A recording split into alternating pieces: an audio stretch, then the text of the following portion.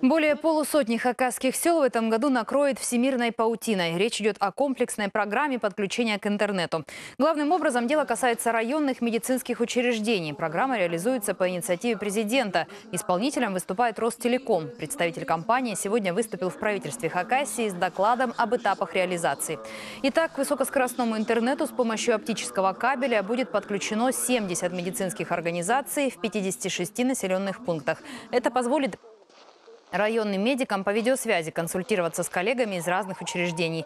Завершить работы планируется уже в ноябре. По разным оценкам стоимость проекта составит от 100 до 200 миллионов рублей.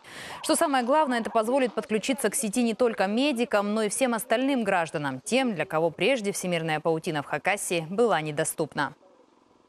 Весь проект финансируется, хотя финансируется до конкретных точек из федерального бюджета, но сопутствующее подключение мы обязательно предполагаем выполнять, поэтому все конструктивы будут выполняться таким образом, чтобы в населенных пунктах максимально задействовать эту инфраструктуру для подключения любых учреждений, организаций, которые находятся в данных населенных пунктах и по трассе пролегания кабеля.